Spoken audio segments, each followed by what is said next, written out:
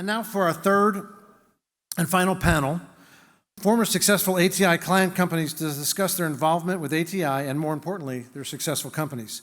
And to lead us through this discussion is a guy that most of you have probably met along the way somewhere, somehow, is a former ATI company CEO of Ride Scout and a good friend, Joseph Kopser. Joseph.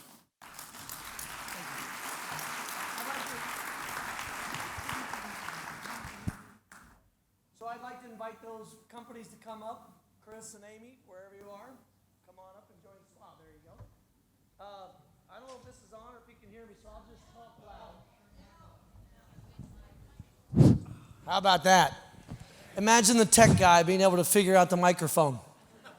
So just very briefly, what I hope we achieve over the next 15 minutes is for you to understand from the company perspective how important ATI is.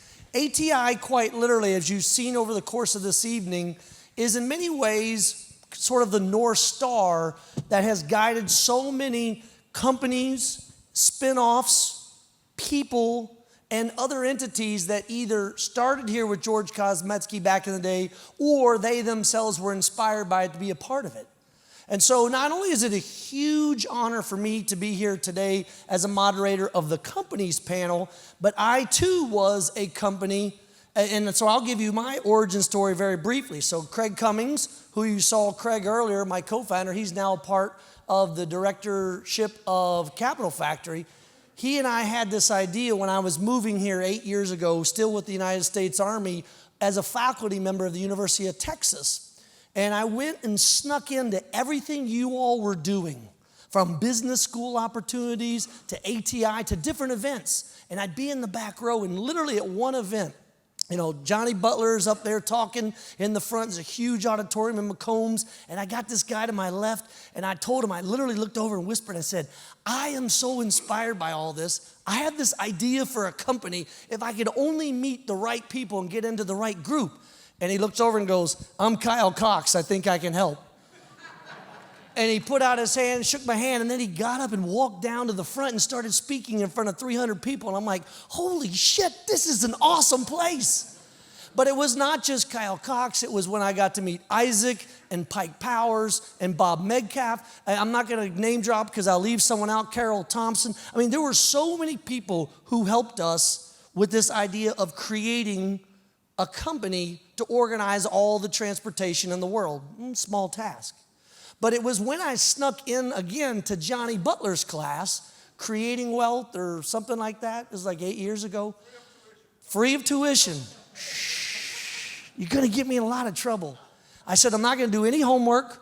I'm not going to do many of the readings. I just need to learn the vocabulary of business. Because after 20 years in the United States Army, I think I understood the people and management side, but I didn't know how to speak business. And that's what ATI does, is it takes students and faculty and people with ideas. And it's not just in the areas of business, but it was Mitch himself who took a chance on this young Army colonel. I was young. Yeah, you were young too, still now. To go up to Fort Hood to see what was possible if we could help the warfighter connect with the innovator. We took 3 15-passenger vans. We had people from Austin Energy, the city of Austin, the Chamber of Commerce, and 8 years ago, we all went up to see what would happen if we brought innovators together with the military, and that was the seed corn. It literally was the seed corn that years later when DIU and AFWorks and now Army Futures Command came to Austin and said, whatever this is that you built at the University of Texas with ATI and this early foundation with George Kosmetsky, we want to be a part of this. And it was ATI that took that risk in this idea that we had. Now, we can't take all, Mitch and I and Isaac and everybody, we can't take all the credit for Army Futures Command. Capital Factory, who we awarded tonight, gets huge credit for that, as does the Chamber, as does the university. But if there's one thing that tells my story as we wrap it up now, is it's the ecosystem. And as Catherine said, it is the people. You can study this all you want. You can do reports. But until you can figure out an ecosystem that works together, you're not going to understand the true Austin experience when it comes to this. So now as we turn our attention to the other companies and let them share their stories, hopefully you'll see that come through. So Amy, we're going to start with you, with Earthly Labs. What, from the perspective of the audience, understanding what it's like to go from the company side, that they need to know? Well, my journey, as you asked us to reflect, I too was a student at ATI. So I was a McCombs graduate, 2000, and one of my internships was with ATI. Fast forward over 20 years later, I entered the clean tech space with a vision to focus on climate change and developed a technology company focused on carbon capture from small-scale emission sources. And I had come out of software and consumer products, and so I wanted to plug in quickly. I knew Mitch, and there was an opportunity to tap into a network which I knew was amazing because I personally had witnessed the impact on entrepreneurs myself. And so it's been an honor to be part of it. I had early days, great mentors and advisors and people that are here tonight. Carol Thompson was one of them. I moved to Austin, Texas, and she was the president of the chamber. And I thought, what an amazing city to have this rock star woman, like, setting the direction for our city, along with a lot of other people here tonight. So I'm blessed. Yeah, and what I want to highlight in that is it should not go without being mentioned that this university was created by the state constitution, and all of its early money came from oil and gas. And yet, in fact, what's happening now with ATI and the companies, and we'll talk more about Chris's company, is that we're leading the revolution of the next energy evolution, and it's all right here at ATI, which I think is a part of that great story. So Chris, before we get to you, we're actually going to go to Steve, who in many ways is kind of the godfather of ATI companies. And he's had the opportunity to not only have a company here through ATI, but also then paid it forward and then was a part of the early creations of the Clean Energy Incubator and led it for many years and is a mentor, an investor, angel investor. So tell us how ATI was a part of that journey, and you contribute in so many ways. Give us an idea of all that. Well, one thing that I've learned is that people don't write business plans anymore. Back in 1990, I remember we spent an awful lot of time writing business plans, and now it seems to be much more appropriate for people to network in with other people they know and connect up with resources. And what I've been doing essentially for the last 20 years since I sold Haystack Labs to McAfee is recycling my economic gains into clean energy and renewable energy and clean tech type companies. And much of that has involved mentoring businesses that have come through the Clean Energy Incubator. I ran the Clean Energy Incubator for about 18 months. I avoided getting on the payroll because I didn't want to have to fill out those expense reports that go to UT. I swore I would never do that in my whole life. The latest iteration of that at ATI is a Tex VMS program, the Texas Venture Mentoring System, which I've been involved with since it started. And that gave me an opportunity to be in a kind of a coaching role with a carbon capture startup that's represented on this panel. And I liked the company so much that I quit the Tex VMS mentoring team and became an investor in the company. So this is another example of how these circuits become established over time. Yeah. And so when we talk about origin stories, Chris, with his company, has a pretty fascinating story. And so if you don't know the back part of it, but if I understand, you were literally standing in line at Walmart, and a woman covered in paint residue was nearby, and you began to ask questions, and before you knew it, it became a company, and it was connected to ATI. So how did all that come together? And tell briefly about your story. I was literally in line, and this woman was covered in paint, and I wasn't being as generous as I could be because it was pretty funny. And she asked me, I said, well, what do you do for a living, man? She said, I manufacture paint. I'd been manufacturing paint at the time for about 15 years, and I was certain that Austin doesn't manufacture paint. That was just, I sort of knew, but of course I was wrong. Yeah, here, hold it a little closer too, so we all. And so I asked her, well, where do you manufacture paint? She said, at Austin Resource Recovery. Well, what is? I'd never heard of such a thing. And so she said, well, what do you do for a living? And so I'm not believing her. And she said, what do you do for a living? I said, I manufacture paint. So now we both know we're lying. And she says, well, hey, I'm going to go across the street and right now and to my paint manufacturing plant. Do you want to come with me? And I was like, sure. So I showed up, and they were doing a great job mixing this paint. And I decided to do a little pro bono activity for about 8 months to get them a little bit farther along in the manufacturing of paint. And in doing so, one day I was cleaning a paint mixer, and I went and grabbed a brand new full gallon of solvent that I needed to clean the mixer. And I had stepped across this yellow line, and if you've ever been there, it's actually painted on the ground. I stepped across, I grabbed this full gallon of paint that I knew was going to be disposed of, and people lost their mind and said that I was touching hazardous waste and that, I was breaking the law, and I was like, that can't be true. So figured out a better way, better things to do with that, and then that's morphed into a technology that identifies product facets and features that allows them to be reused, and our biggest market is in the retail market. Yeah, and the theme I hope you're seeing is that regardless of your views about business and entrepreneurship, is that if you kind of align a couple of opportunities, people, and in some cases the planet, you don't have to avoid profit.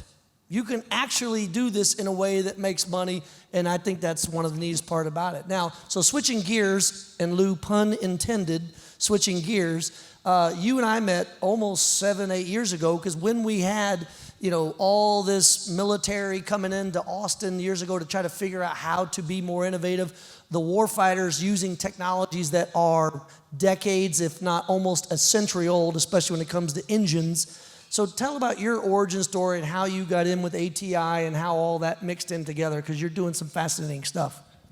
Sure, I had a pretty, acute experience here at ATI. I moved here from Bangkok, Thailand, essentially not knowing anybody on a business perspective in the US. I'd done business in Asia and in England for the 7 years prior to that.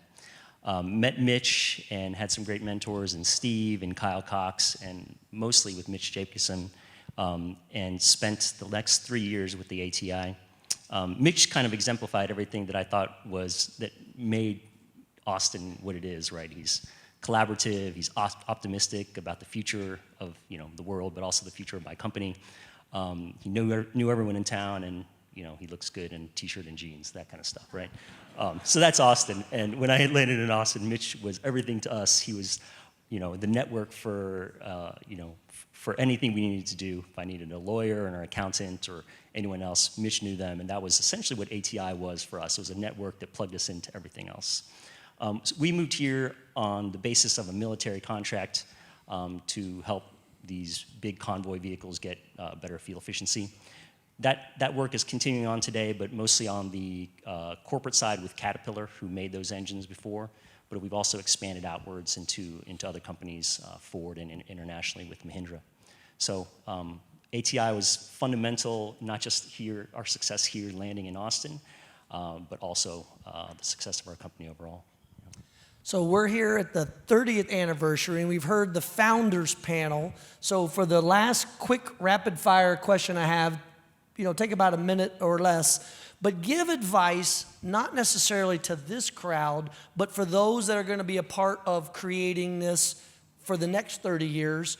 What do we need to maintain? What is the secret sauce? What allowed your companies to either be successful, or for those that are still in the program, what attracted you there? Because in the end, if we're going to do this for the next 30 years, we want to make sure that we have this torch passed on. So what does it look like? And we'll start with Steve, because you've been around this for the longest. What works that you want to make sure that this audience remembers, so when we come back in 30 years, we have just as many good stories to tell?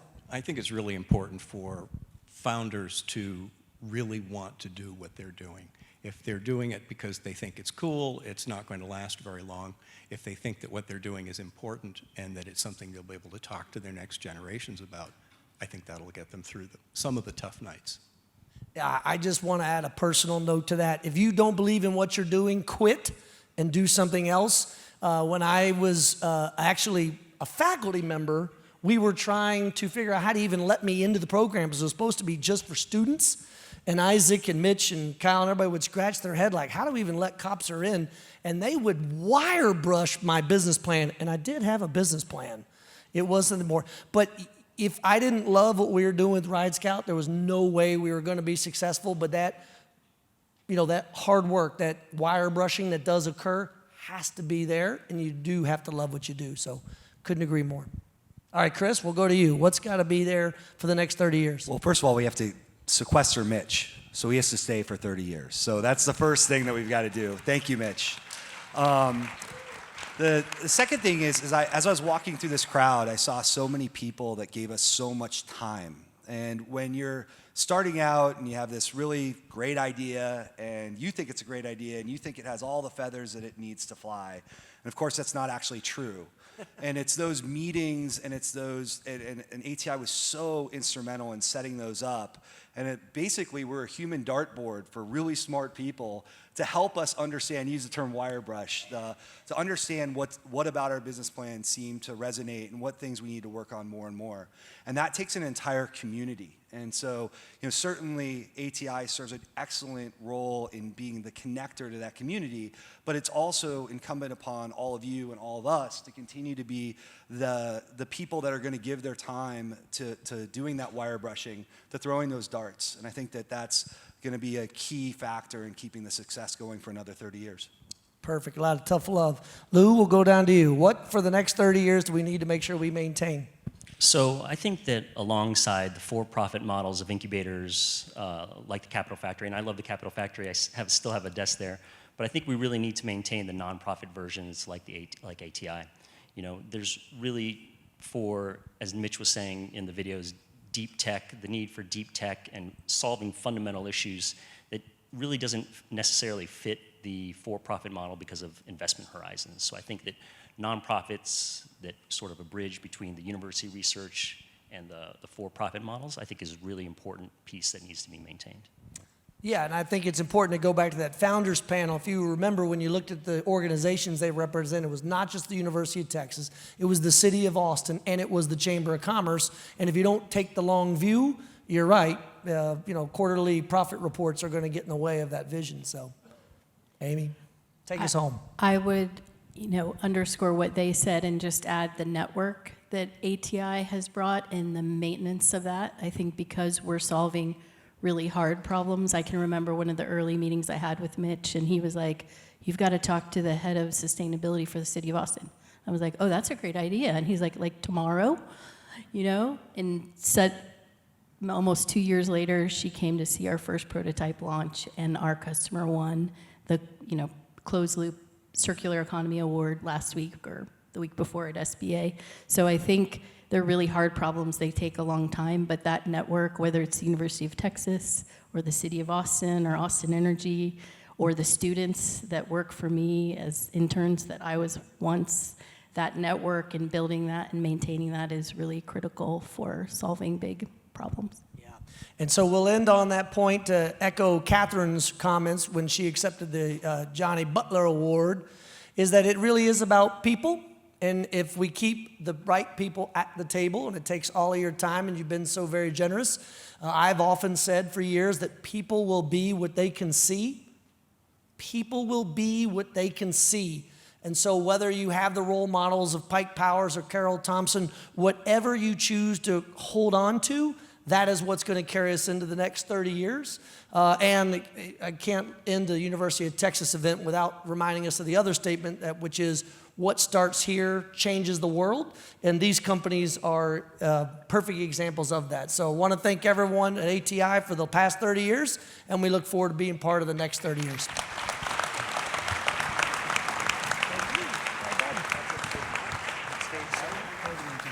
Thank you.